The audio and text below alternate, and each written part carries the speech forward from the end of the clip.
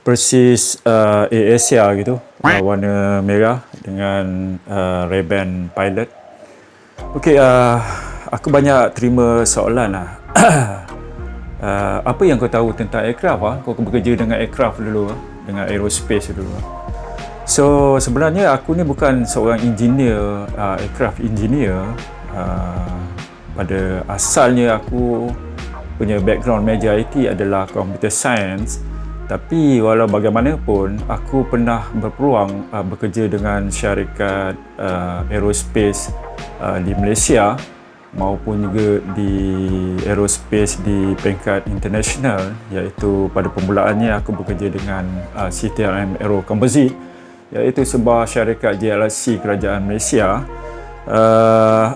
Composite Technology Research Malaysia. Dan aku juga pernah bekerja indirect dengan Eagle Aircraft masa itu di Malaysia dan juga di Australia, dan juga pernah juga indirect dengan two major player aerospace company yang besar, iaitu Airbus dengan Boeing.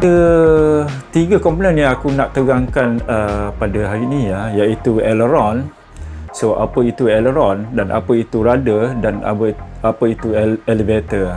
So aku akan terangkan part nombor satu dulu, adalah aileron.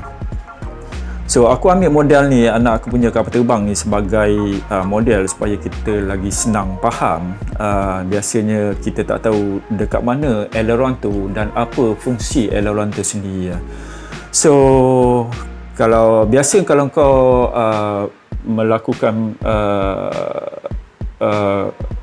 penerbangan ataupun kau fly dengan penerbangan, kalau kau biasa duduk di sebelah tingkap, betul-betul di sayap, dan aileron tu adalah terletak di sini, di sebelah kiri ataupun di sebelah kanan, dua-dua ada. So biasa untuk aircraft commercial ataupun kapal terbang yang besar, dia menggunakan dua aileron di sebelah kanan dan dua aileron di sebelah kiri. So dia berbeza dengan aircraft kecil seperti Cessna ataupun Eagle Aircraft, dia menggunakan satu aileron saja. So kalau aircraft yang besar ni pun dia ada lagi part aileron dia, inbound dengan outbound, lebih kurang macam itulah. Sebab dia terlalu besar dan function dia memerlukan lagi lebih. So apa itu aileron? So kalau kita bayangkan di sini, aku cocok sebatang lidi kat sini, tembus ke sini. So aileron ni dia berfungsi sebagai untuk dia turn ataupun roll. Maksudnya dalam bahasa muar, nak senang faham macam ni, nak belok ke kiri ataupun belok ke kanan. Dia berbeza dengan kereta, sebab kereta tu kita menggunakan steering, tapi di kapal terbang ni dia menggunakan aileron. So itu function aileron. So bayangkan tadi aku cocok lidi di sini. Bila aku cocok lidi di sini, aku akan pusing ke sana. So jadi secara tak langsung, kalau dalam bahasa logik ni, tekanan udara di bawah dengan tekanan udara di bawah ni adalah berbeza, pressure dia. So bila aku pusing macam ni, bermaksud dia akan belok sebelah kanan, sebab flip dia ni akan turun. Aileron ni tadi akan turun. So bila aku flip dia sebelah sini, bermaksud aileron di sini dia akan flip down. So tekanan di bawah ni menjadi lebih tinggi. So itu antara sedikit sebanyak yang aku boleh terangkan tentang apa itu fungsi aileron. So aku akan terangkan item yang kedua, iaitu rudder. So apa itu rudder? So dekat mana rudder tu berada? Dia berada di depan ni ke, ataupun dia berada di bawah sini ke, ataupun dia berada di atas sini ke? Okey, rudder sebenarnya dia terletak di tail lah. Ni dia dipanggil kawasan tail lah. Kalau dalam bahasa senang kita panggil bahagian echo lah.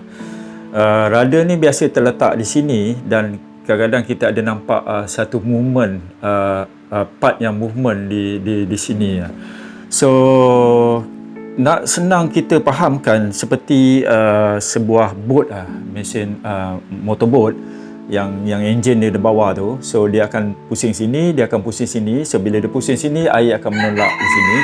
So functionnya lebih kurang sama, tapi di kapal terbang ni dia adalah untuk dia turn ke kiri ataupun turn ke kanan.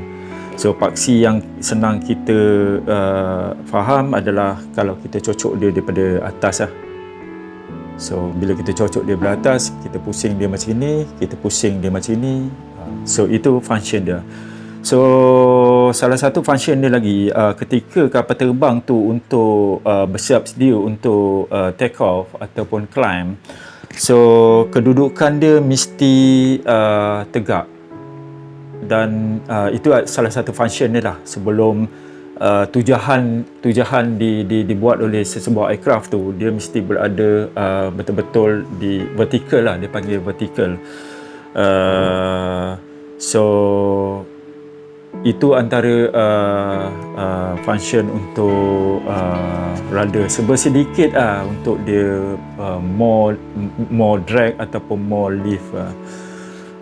Kita akan beralih kepada elevator. So apa itu elevator? So elevator ni untuk senang cerita adalah dan di mana terletaknya elevator tu? So elevator tu terletak di belakang sini . So kalau kau perhatikan, dia adalah terletak di belakang sini.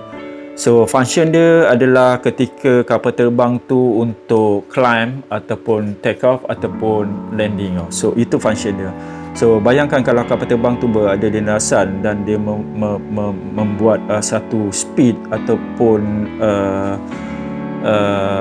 tujahan yang laju. So kita bayangkan kalau